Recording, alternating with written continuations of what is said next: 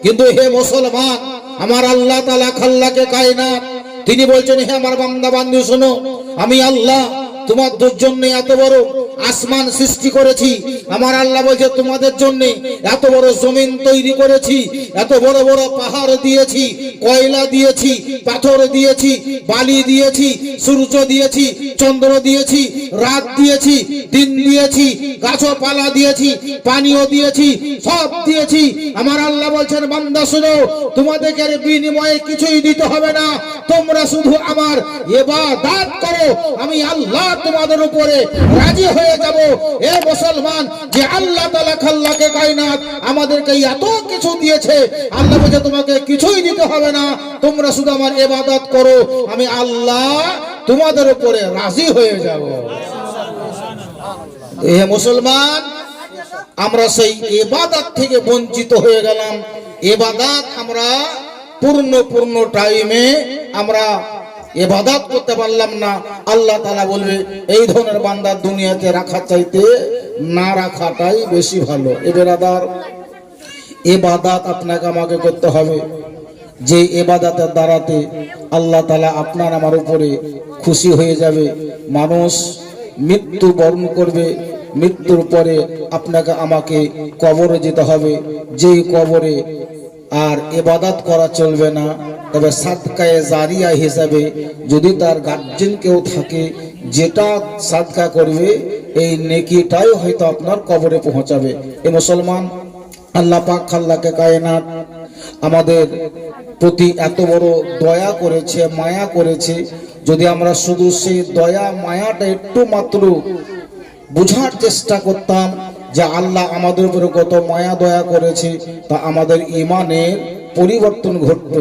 যদি আমাদের এই অন্তরটা কালিতে যেমন কাঁচকে নষ্ট করে দেয়, এই অন্তরটাকে আমাদের সেই কালি ধারণ করে নিয়েছে বলে আমরা পরিষ্কারভাবে কিছু বুঝতে বা জানতে পারি না। সাহাবায়ে কেরাম যিনারা ছিলেন, তিনাদের আকীদা কেমন ছিল, সাহাবায়ে কেরামদের কর্ম কেমন ছিল, আমাদের পূর্বে যিনারা চলে গেছেন তিনাদের ইতিহাস উঠিয়ে দেখুন। ইতিহাসে ওনাদের নাম এই জন্য উঠেনি, ইতিহাস এই জন্য তিনাদের তৈরি হয়নি, নিশ্চয়ই তিনারা কিছু ভালো কাজ করে গেছেন, এই জন্য তিনাদের ইতিহাসে নাম উঠেছে।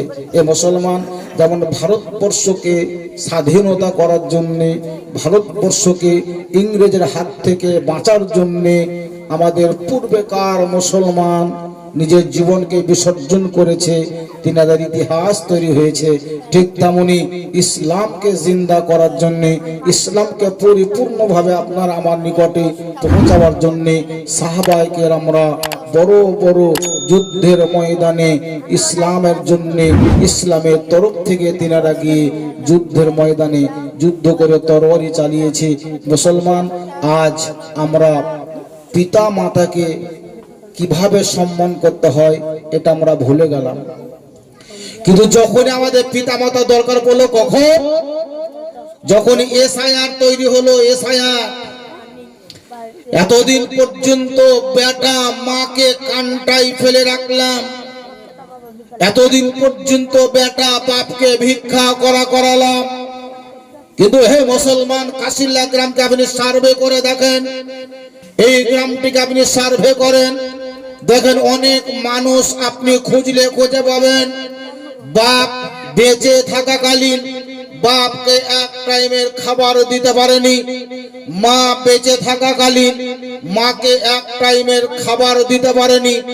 মায়ের শরীরে একটা চাদর প্রয়োজন ছিল, এই চাদরটা বেটা হিসাবে, ছেলে হিসাবে আপনি মায়ের গায়ে চাদর দিতে পারেননি। হে মুসলমান, বিশেষ করে আমাদের সুন্নি হানাফি মাযহাবের মানুষদের এই পতন ধরেছে। মায়ের গায়ে একটি চাদরের প্রয়োজন, মা 5 ওয়াক্তের নামাজ পড়বে, একটি চাদর লাগে। চাদর এককালীন মানুষ বলতো ওই চাদরটা, যেই চাদরটা মা বোনরা মাথায় দিয়ে নামাজ পড়তো, হয় হলুদ কালারের হতো আর না হয় সবুজ কালারের হতো। একে বলতো টুলের কাগজ, টুলের কাপড় বলতো না টুলের কাপড়। এই মা বাপ বেঁচে থাকা অবস্থাতে বাপকে একটা চাদর দিতে পারা গেল না, মাকে একটা চাদর দিতে পারা গেল না। কিন্তু হে মুসলমান, যখন 25শে মাঘ চলে আসে, মাঘ মাসের 25 তারিখ, তখন আপনার বাড়ি থেকে 500 টাকা দামের মাজারে দেওয়া চাদর বাহির হয়ে গেল, 1500 টাকা দামের মাজারে দেওয়া চাদর বাহির হয়ে গেল। তার মানে ওই সময়তে আপনি মনে করছেন মাজারে যত দামি চাদর দেব তত আমার নেকি হবে। কিন্তু না, আমার আল্লাহ তাআলা খাল্লাকে কায়না তিনি এটাই বলেছেন, তুমি ওলির দরবারে চাদর দেওয়ার আগে, মাজারের উপরে চাদর দেওয়ার আগে, মাজার ওয়ালার উপরে চাদর দেওয়ার আগে, যদি তোমার বাড়িতে মা বেঁচে থাকে, মাকে তুমি চাদর দিয়ে ঢাকো। বাপ যদি বেঁচে থাকে, বাপকে তুমি চাদর দিয়ে ঢাকো।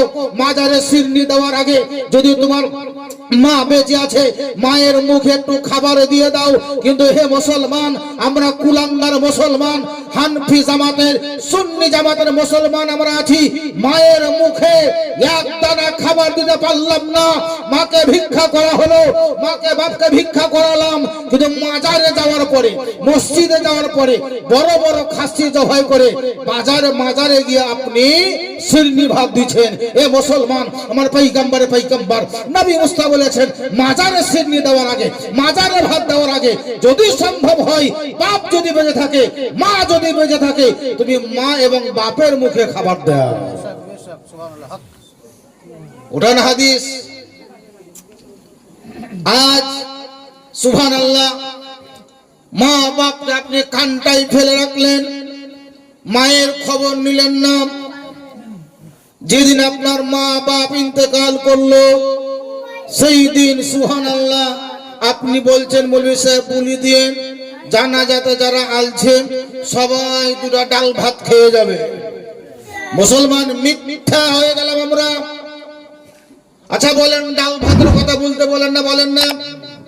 কিন্তু ডাল ভাত করেন কোনদিন? ওখানে মিথ্যা কথা বলা করেছেন আমাদেরকে। তো আমরা একটু চালাক, মিথ্যা কথা বলিয়ে না। আপনারা বললে বলতে পারেন, ডাল ভাতের কথা কোনদিন আমার মুখ থেকে শুনেছেন? কোনদিন আমি বলবো না। আমি তো জানি ডাল ভাত করেননি, তো ডাল ভাত কেন বলবো মিথ্যা কথা? ওই জানাজা গায়েও মিথ্যা কথা বলছেন আপনি।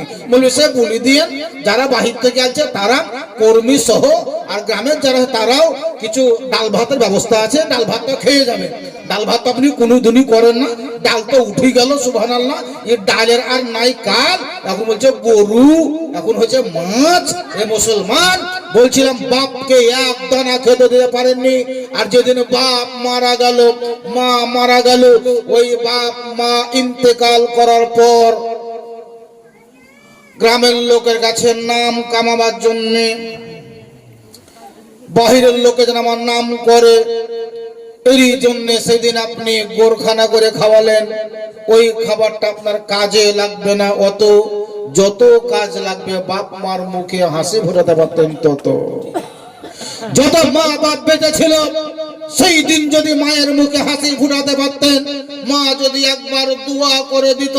হযরতে আলকামার ইতিহাস শুনলেন, হযরতে আলকামার ইতিহাস শুনলেন। সুবহানাল্লাহ, যদি মা একবার দোয়া করে দেয়, আমার রাসূলুল্লাহ বলেছেন গোটা দুনিয়ার লোকের অপেক্ষা সবচাইতে বেশি তাড়াতাড়ি দোয়া কবুল হয় ছেলের হকে। যদি মা দোয়া করে, মায়ের দোয়া কবুল হয়ে যায়। জোরে বলেন সুবহানাল্লাহ।